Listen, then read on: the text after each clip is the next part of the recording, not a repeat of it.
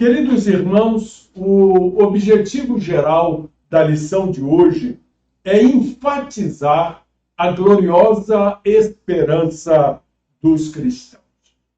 É muito bom já destacar nesta introdução do comentário da lição de hoje que a esperança ela relaciona-se de forma especial com o caráter de Deus. Tem uma relação direta com o caráter de Deus, tanto no Antigo quanto no Novo Testamento. Ele é a esperança do justo, porque suas promessas garantem tudo quanto tem prometido. Nas cartas de Paulo, a esperança cristã inclui a fé em Deus e a fé no ato salvador de Cristo no Calvário. E nós percebemos também que a esperança tem um caráter escatológico, futuro. No texto bíblico da lição que lemos há pouco, deparamos-nos com o apóstolo Paulo alertando a igreja de Tessalônica para as coisas que poderiam destruir a esperança. Em meio ao sofrimento, o crente precisa apegar-se à esperança das promessas das Escrituras. A esperança é a fonte de força para os fiéis. Fiéis que creem em Deus e naquilo que Deus realizou em Cristo. E a garantia dessa esperança está no fato de que o Espírito Santo fortalece a nossa fé e que, se morrermos, temos uma herança eterna com Deus em sua glória.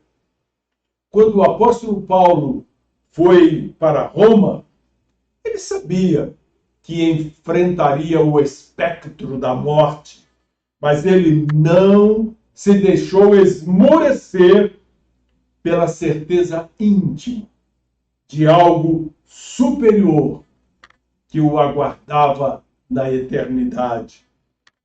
Por isso, a lição de hoje, o comentarista a dividiu em 3 sessões, e a primeira sessão que o pastor Elianai Cabral estabelece para a lição de hoje, a última de 2021, é sobre a consciência de Paulo diante da morte.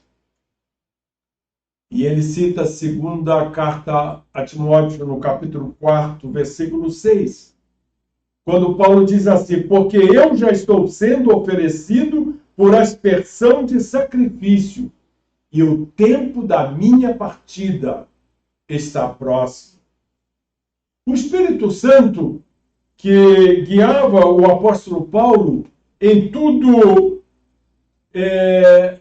esse Espírito Santo que o guiava em tudo, o fez sentir que o tempo da sua partida estava próximo.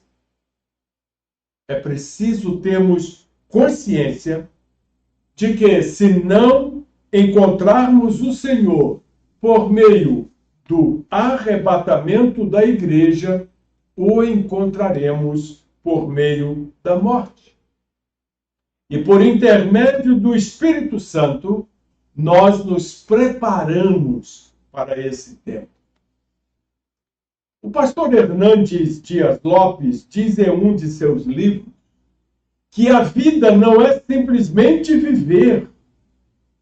A morte não é simplesmente morrer. Em 2 Timóteo, versículos 6 a 8 do capítulo 4, Paulo faz uma profunda análise do seu ministério. E antes de fechar as cortinas da sua vida, ele comenta a respeito do seu passado, do seu presente e do seu futuro. Acompanhemos a sua análise. Vem comigo. Paulo olhou para o presente com serenidade.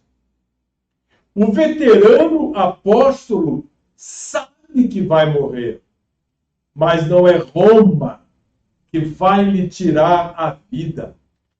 É Ele quem vai oferecê-la a Deus. Por isso Paulo escreve: quanto a mim, estou sendo já oferecido por libação, e o tempo da minha partida é chegado. Numa linguagem eufêmica, a linguagem eufêmica é uma forma suave de dar uma notícia. E usando esta linguagem, Paulo fala da sua morte como uma partida. A palavra grega traduzida como partida, a palavra análisis, ela era usada no tempo do apóstolo Paulo em 3 circunstâncias que vale a pena refletirmos nesse momento da lição. A primeira, a partida significa aliviar alguém de uma carga. Ou seja, a morte para Paulo era descansar de suas fadigas. Segundo, partida, na sua origem grega, significa também levantar acampamento e deixar a tenda temporária para voltar para casa. A morte para Paulo era mudar de endereço. Era deixar o corpo e habitar com o Senhor. Era partir e estar com Cristo. E ele chama isso, na sua carta aos Filipenses, capítulo 1, de coisa incomparavelmente melhor. Mas a palavra partida no grego tem também um terceiro significado. Significa soltar as amarras do barco e singrar as águas do rio e atravessar para o outro lado do rio. A morte para Paulo era fazer a última viagem da vida, rumo à pátria celestial. A morte não intimidava Paulo. Ele chegou a dizer, em Filipenses, capítulo 1, versículo 21, Paulo afirma: para mim, o viver é Cristo e o morrer é lucro. Maravilhosa esta palavra do querido apóstolo. Mas a lição nesta primeira fase do comentário também fala do versículo 7 de 2 Timóteo, capítulo 4, onde Paulo diz as célebres palavras: combati o bom combate, acabei a carreira, guardei a fé. Agora, o apóstolo faz uma análise da sua trajetória. O apóstolo combateu o bom combate. Chamar o combate de bom é algo extraordinário que só vemos na vida de Paulo. Porque toda luta traz sofrimento. Todo combate traz agonias. Mas para Paulo, não. Ele combateu o bom combate. Por isso, cabe a nós perguntar: que combate estamos combatendo? Essa causa é a nobre causa do Evangelho? Que o autoexame de Paulo seja exemplo para nos autoexaminarmos. Como estamos levando a nossa vida? Como estamos caminhando, fazendo a nossa caminhada terrena? Porém, o texto diz que além de combater o bom combate, o apóstolo acabou a carreira e guardou a fé. Mais importante do que começar é a forma como terminaremos a carreira. Esse é um ensino que eu guardei do meu pai. O meu pai, nos seus últimos anos de vida, ele repetia isso para mim com uma certa frequência. Ele dizia: Eude, precisamos vigiar quando vai se aproximando o fim da nossa vida. Porque mais importante do que começar é a forma como terminaremos a carreira. Nós vemos aqui no texto que acabamos de mencionar que o apóstolo Paulo, ele tinha consciência da carreira que percorreu e a fé que guardou. O apóstolo nos ensina que é preciso olhar para o futuro com a certeza do nosso galardão e enxergar pela fé que o nosso trabalho não é vão no Senhor, pois há uma coroa de justiça guardada para cada crente em Jesus. Maravilhosa esta verdade. É o que Paulo diz no versículo 8. Desde agora, a coroa da justiça me está guardada, a qual o Senhor, justo juiz, me dará naquele dia, e não somente a mim, mas também a todos os que amarem a sua vida. Esta foi a primeira parte da lição. Pastor Elianai Cabral, comentarista deste trimestre, na segunda parte da lição, ele fala sobre a doutrina bíblica de Paulo sobre a volta do Senhor. E é sobre isso que vamos meditar agora. Ele menciona no capítulo 5 da sua primeira carta aos Tessalonicenses que o assunto da parousia, ou seja, a volta de nosso Senhor, que foi iniciado lá no capítulo 4 da sua carta, este ensino tem continuidade no capítulo 5. E Paulo nos ensina com muita clareza as duas fases da vinda de Jesus. Muitas pessoas pensam que Jesus vai vir 3 vezes.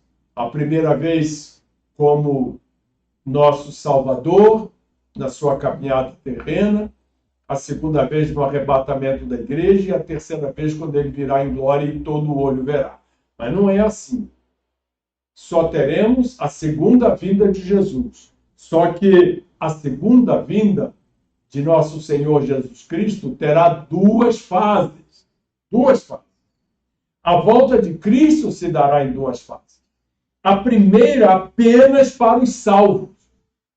Para quem o nosso Senhor virá nas nuvens. Para se encontrar com a sua noiva, a igreja.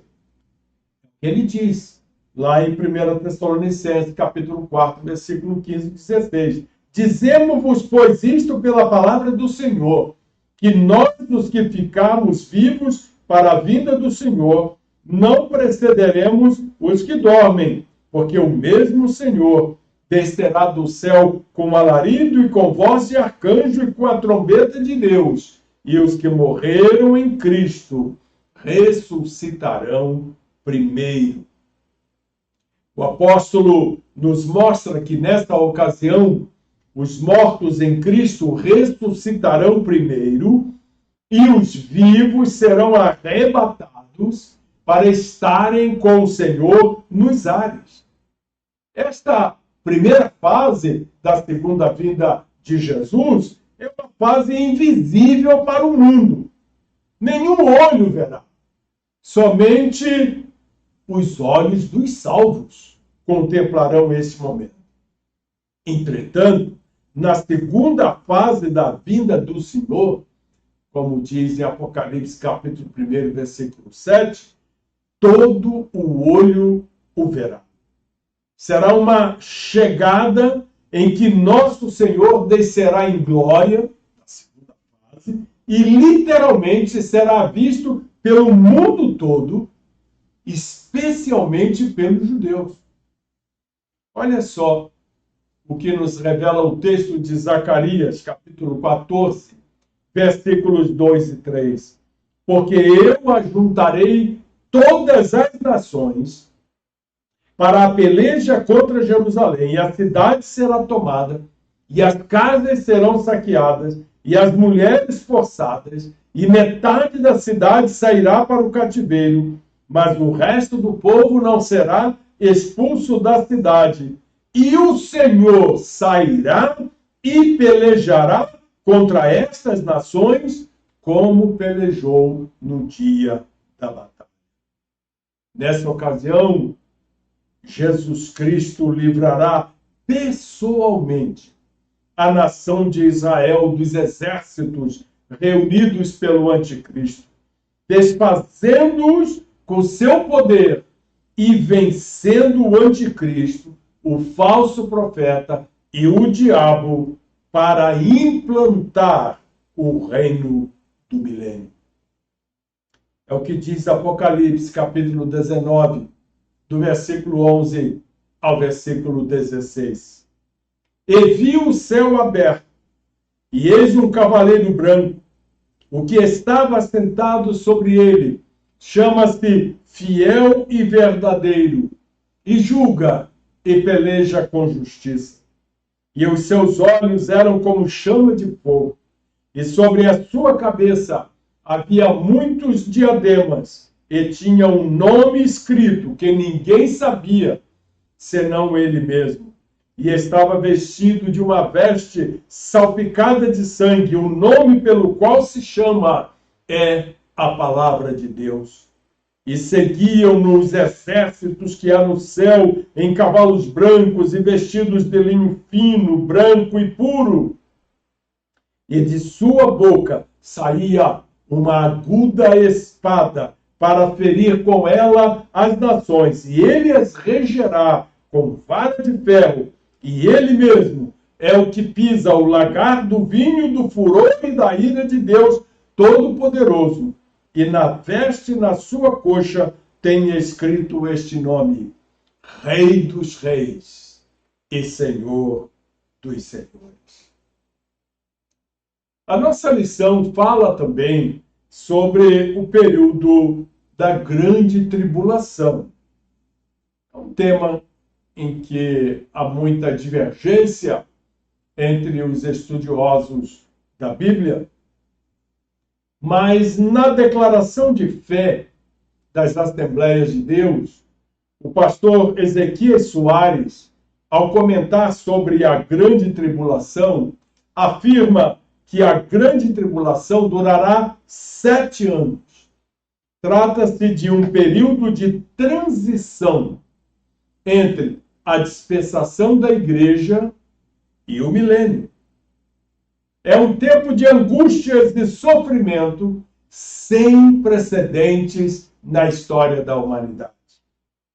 Mateus, capítulo 24, versículo 21, diz assim: porque haverá então grande aflição, como nunca houve desde o princípio do mundo até agora, nem tampouco haverá jamais.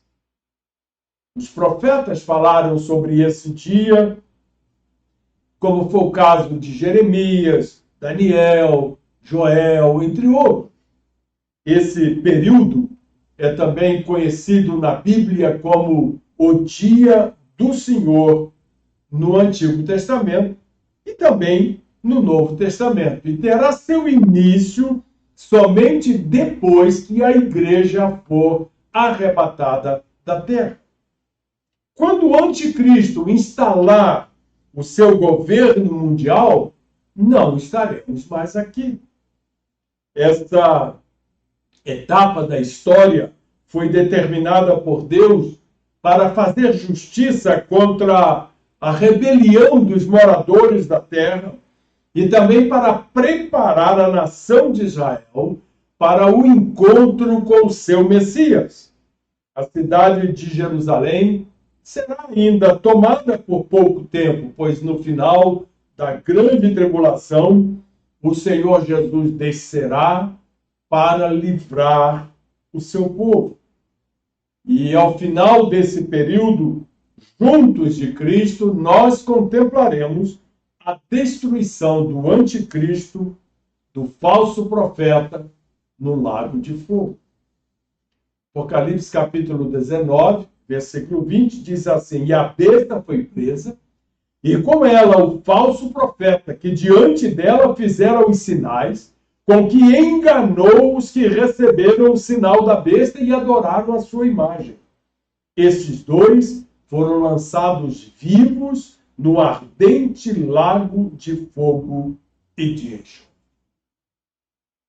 E então, chegamos na terceira e última parte da nossa lição. E o pastor Elienay Cabral, nosso comentarista, chama esta terceira fase da lição dos tempos e das estações até a volta do Senhor. Ele chama a atenção para essa expressão dos tempos e das estações. Os termos dos tempos e das estações também foram usados pelo Senhor Jesus em seu último discurso aos seus discípulos, logo depois da sua ressurreição. No primeiro capítulo de Atos, no versículo 7, Jesus disse assim para os discípulos: não vos pertence saber os tempos e as estações que o Pai estabeleceu pelo seu próprio poder. Tanto os termos em 1 Tessalonicenses quanto em Atos dos Apóstolos trazem a noção da iminência da volta do Senhor. Por isso nós devemos viver em vigilância em todo o tempo, não procurando adivinhar datas ou períodos, pois não sabemos o dia nem a hora que o nosso Senhor há de voltar. Se deixem enganar nesses falsos profetas que tentam estabelecer a data da volta do Senhor. Este dia e hora ninguém sabe, é o que diz a Escritura. Mas então, para concluir o comentário da lição, o comentarista fala de dois temas que devem estar presentes sempre em nossas pregações: espírito e porvir.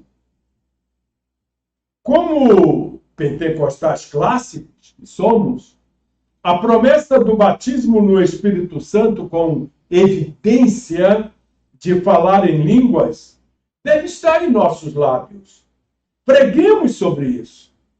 Estimulemos a igreja a buscar essa promessa. Todavia, a promessa da bendita esperança deve estar também em nossa proclamação. Não deixemos de dizer: Jesus em breve voltará. A igreja de Cristo nasceu no fogo e debaixo da promessa de sua volta. Em Atos capítulo 1, versículos 8 e 11, fala exatamente sobre esses dois temas que não podem estar ausentes em nossas pregações: o poder do Espírito Santo e a volta de Jesus. No versículo 8, o escritor de Atos, o médico Lucas, diz assim: mas recebereis a virtude do Espírito Santo que há de vir sobre vós, palavra de Jesus, e ser-me-eis testemunhas, tanto em Jerusalém, como em toda a Judeia e Samaria, e até aos confins da terra. Derramamento do poder do Espírito Santo, revestimento de poder na vida do crente. E no versículo 11, os anjos que vieram até os discípulos após Jesus subir aos céus, traz para os discípulos a seguinte mensagem: varões galileus, porque estás olhando para o céu. Este Jesus que dentre vós foi recebido em cima no céu, há de vir, assim como para o céu ouviste ir. Eu gostaria de concluir o comentário desta lição dizendo que se cultivarmos uma esperança verdadeira no porvir, nós lidaremos melhor com as coisas presentes. Quanto mais ligados ao futuro celestial, melhor lidaremos com o presente material. Atentemos para a essência do que Jesus nos ensinou em João capítulo 18, versículo 36. O meu reino não é deste mundo. A bendita esperança de Paulo deve ser a nossa. Ao longo do ministério do apóstolo, nós somos estimulados a viver no Espírito e, ao mesmo tempo, em vigilância, preparando-nos para o encontro com o nosso Senhor. Que vivamos no Espírito, aguardando a bendita esperança. O Senhor Jesus pode voltar a qualquer momento para arrebatar a sua noiva. Andemos, pois, em espírito. Amém.